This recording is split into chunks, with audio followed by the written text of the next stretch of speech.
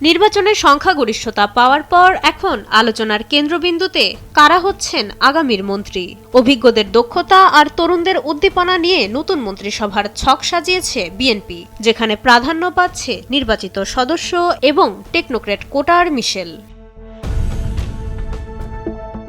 নতুন এই যাত্রায় বড় দায়িত্বের তালিকায় আছেন পুরনোরা। মির্জা ফখরুল ইসলাম আলমগীরকে বিবেচনা করা হচ্ছে রাষ্ট্রের সর্বোচ্চ পদ রাষ্ট্রপতি হিসেবে। স্পিকার হিসেবে শোনা যাচ্ছে ডক্টর আব্দুল মঈন খানের কথা। 2001 থেকে 2006 মেয়াদের অভিজ্ঞতাকে কাজে লাগাতে মির্জা আব্বাসকে রাখা হতে পারে যোগাযোগ মন্ত্রণালয়ে। সালাউদ্দিন আহমেদের কাঁধে উঠতে পারে স্থানীয় সরকার এবং আমির খসরু মাহমুদ চৌধুরীর হাতে বাণিজ্য মন্ত্রণালয়ের দায়িত্ব। শিক্ষা মন্ত্রণালয়ে ফিরতে পারেন আনম এহসানুল হক মিলন।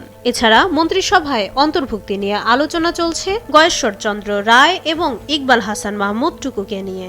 প্রধানমন্ত্রীর রাজনৈতিক উপদেষ্টা হিসেবে গুরুত্বপূর্ণ ভূমিকা পালন করতে পারেন নজরুল ইসলাম খান। এবারের মন্ত্রিসভার বড় চমক নতুন মুখ এবং টেকনোক্র্যাট কোটা।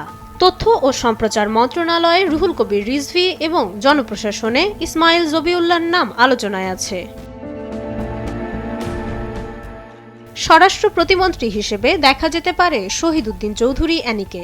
এছাড়া পররাষ্ট্র প্রতিমন্ত্রী পদে হুমায়ুন কবির এবং চিকিৎসক AZM জাহিদ হোসেন ও আইনজীবী ফজলুর রহমানের নামও বেশ গুরুত্বের সাথে বিবেচনা করা হচ্ছে।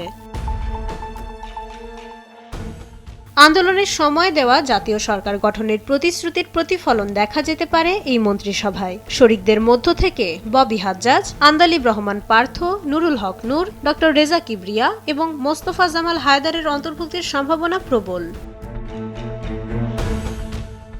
অভিজ্ঞদের প্রজ্ঞা আর তরুণদের শক্তি, এই দুয়ের সমন্বয়ে কেমন হবে আগামীর শাসন ব্যবস্থা? সময় বলে দেবে দেশের রাজনৈতিক সমীকরণ কোন দিকে মোড় নেয়। মাইশা মালিহা, সময়ের আলো।